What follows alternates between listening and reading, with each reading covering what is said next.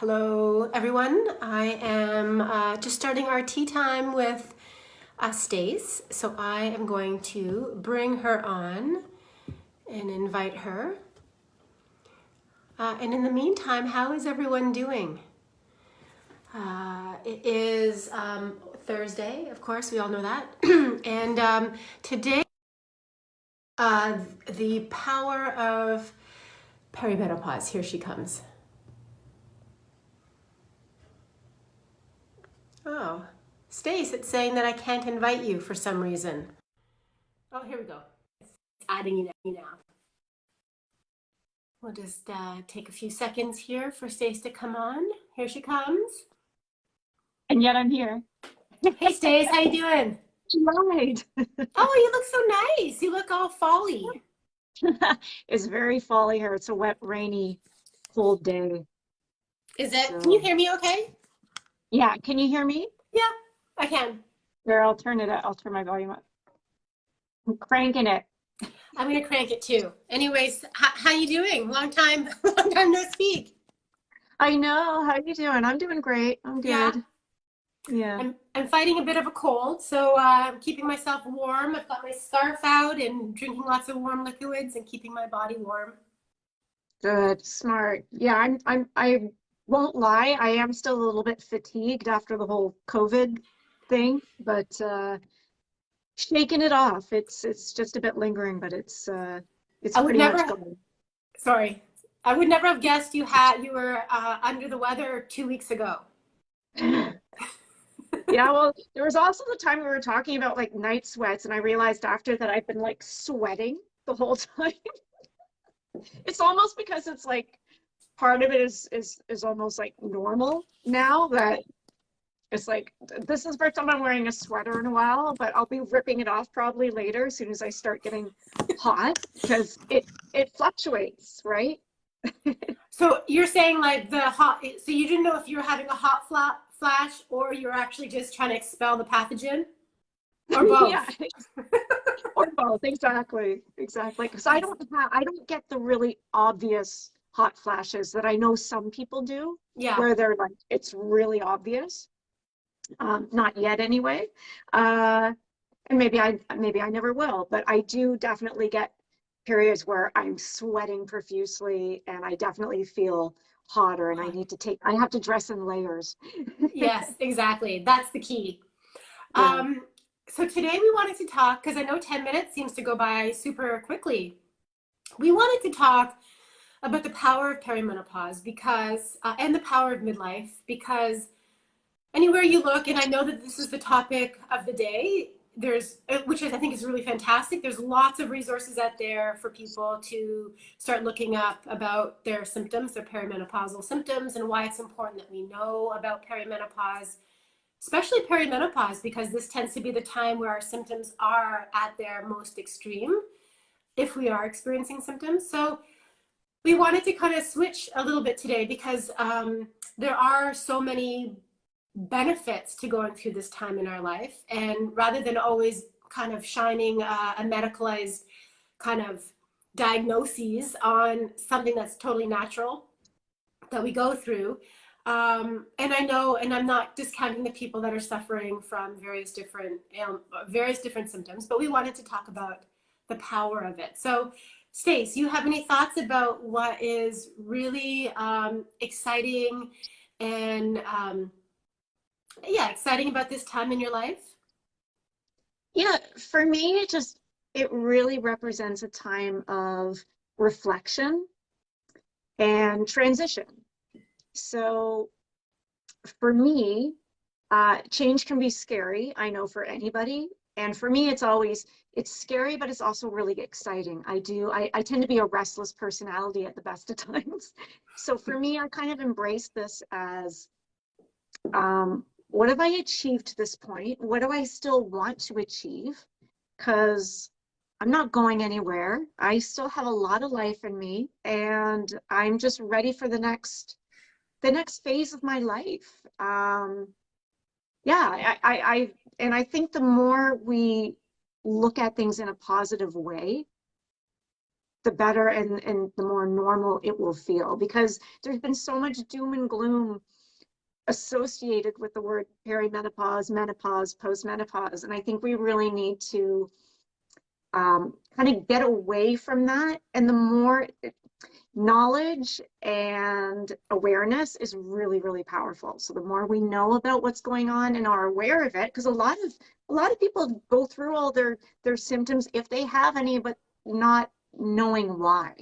Yeah. And that can be frustrating. But if you know, and you know you have coping mechanisms, then it doesn't have to be, it doesn't have to be horrible. It's just a new phase. Yeah, and I think that's like you've kind of summarized everything that I feel. And I think when women or people with ovaries understand that what they're going through is actually normal.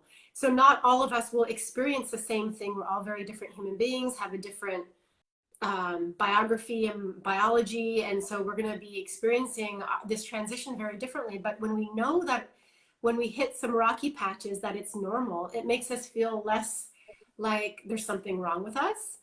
And I think we're at our midlife. And so, you know, there's lots of factors to longevity, and there's also a little bit of luck and all the other things that we can be doing to help ourselves. Um, but if we live a long, happy, full life, this would be our midpoint. So this would be kind of like that time where we can take stock and reflect, like you said, reflect on, what our past was like. We all make mistakes. Maybe we were raising children, maybe we were taking care of our families, and maybe we're still doing that because you and I both we both have young kids. We both have aging parents, and so we're sort of in that sandwich generation, which is what they call Generation X. But also, it really is a time of like, what do I want in my life right now? What do I want to? How do I want to envision my life for the second half of it, which is very exciting to me, rather than the narrative that it's all over, it's all downhill from here, which I Yeah. think is a really terribly dangerous narrative to have. Mhm. And guess what? Like, personally, I'm not looking to have any more kids. So I'm kind of looking forward to not having a period anymore, me personally. Yeah, That's just like one small part of it. Well, it's a big part of it, but yeah, I that's I look forward to that. So yeah. And I don't even know if I've told you, but I'm 13 months, so I guess I'm officially postmenopause. I'm past the I'm past perimenopause. I've gone through. Well, I guess I still have. I guess the menopause is like I'm officially in menopause, and then after the year I'll be postmenopause. But it's actually right. been, pretty relatively smooth for me. Some night sweats, some insomnia. Um, and I'm trying. I try different things, like, and I know you do too, in terms of lifestyle, trying to avoid different things that I think are triggers, and they seem to be really helpful. Mm. Like I don't drink alcohol as much anymore, and I'm trying to limit my refined sugars, and these various things. This is just my journey, and I find that they've been really helpful. Yeah, What about yeah, you? that's really smart. Yeah, like you said, there are things that I'm learning as well. I'm learning that I should cut out that third cup of coffee a day because it's not doing me any favors. So I've, And, just cut back on caffeine. and what does that It's never. caffeine? Sorry, when you cut back on the third cup of caffeine, how does it impact? Like, what does it do? It it increases my anxiety a lot, and I'm Okay. not enjoying it. So that the negatives are definitely outweighing the positives of having that caffeine. I don't need it. It makes me jittery. It makes me anxious and irritable. So all of those things don't need. Does it affect your sleep? No, because I'm talking about like a lunchtime coffee. Yeah. My coffee that I have one coffee in the morning. I had a lunchtime coffee that I've phased out, and then I have a coffee after dinner, just when I'm like starting to get really tired. But I have it early enough that I don't find it interferes with my sleep. If it was, then I'd have to either have it early or just cut it out. But Right. For me, I'm okay. For other people, yeah, if you are having trouble sleeping, you might want to consider cutting that out, and definitely avoiding sugar right before bed. And back to exercise. Try not to do Uh-oh. anything intense. Sorry, I had a phone call coming in. Okay. Try I'm like, not I to. can't hear you anymore. It's like someone's trying to call me. Um, Try and avoid any like intense exercise in the evening if possible. You can still exercise, but maybe do like your yoga or your active recovery um, before bed. So it's not going to increase your cortisol, your energy levels, and make it Yeah. difficult to sleep. Yeah, and and I know our time is running out, but one of the philosophies of East Asian medicine, which is what I study and I practice, is that we never treat the condition, we treat the person. And I feel like when we're going through, so we don't treat perimenopause, we don't treat menopause, or we don't treat like we don't treat because people are experiencing symptoms for lots of different reasons. So just on this topic of coffee and caffeine, how it affects people differently. Same with alcohol, same with sugar, same with gluten, all these various things. And I think it's kind of exciting in a way because we are our own experiment. So the only way we're going to actually really know whether things are helping or exacerbating is to experiment. And I love the idea of an experiment because it implies that there's no failure. There's no, it's not, you don't Yeah. fail. It's just an experiment. So if it doesn't work, try something else. And if it works, that's fantastic. And I kind of like that model rather than kind of painting a big, broad brush for all people going through this time in their life. Um, and I really, and for those of you watching, I'd really encourage, I think Stacy might say the same thing. I'd really encourage you guys to try different things, to try um, playing around with your exercise regime or your movement practice or what you're eating and consuming, not because we're telling you, but because you're just interested in understanding how your body functions better. And Yeah. so for those of you here, hi everyone, is there anything you have to say for the last minute or two about what you're enjoying at this time in your life? This midlife, if you're a Gen X, you are in your late 40s, early 50s, and so this is considered our midlife. Just wondering if anyone has any thoughts to add. And while we're waiting, Stace, anything else you want to add while we're chit-chatting about this? Just remember to be good to yourselves, be patient. Make sure it's so easy to be hard on ourselves, even with like saying, oh, I'm so stupid or I look horrible in this. Think about what your kids are hearing and Yeah. you know, just think about what you're saying to yourself. Be nice to yourself. Because the more you tell yourself something, the more your brain believes it. Yeah. So definitely you want that to be positive stuff and not the negative stuff. And that will help you. I have to do it. I used to not like doing affirmations or anything. I used to think it was kind of silly. And I then started doing them, just things that I wanted to believe for myself. And it's not, maybe it won't work for everybody, but for me, I found it was really helpful to just keep telling myself these things. And eventually, yeah, you start to believe in yourself more. And anyway, going off again on another No, tangent, but I found it helpful. you know what, Stace, that is really powerful. And when we do that, we're changing what we pay attention to. And when we change what we pay attention to, we're actually changing our brain. So I Yes, think it's really important. Hmm? rewiring our brains. Totally. And yeah, and I think the first part is probably the hardest is to catch ourselves in the moment Mhm. of saying something like, oh, I'm getting old, or I'm look at my skin, or whatever the because I'm saying that I'm sharing that because I do that sometimes to myself. And the first part is catching yourself in the act and saying, oh no, okay, and then saying something. Our bodies are like incredible, considering to consider all the aspects of what brought us here to this moment right now is pretty miraculous and pretty incredible. And so when we catch ourselves in that narrative, I think what you said is like amazing, is changing it and saying, no, I really appreciate my skin. It keeps it keeps pathogens out. It keeps my organs, together. All the various things that our skin does, and I go on and on and on about this. This is actually a really important conversation, actually. So I appreciate you bringing Yeah. it up.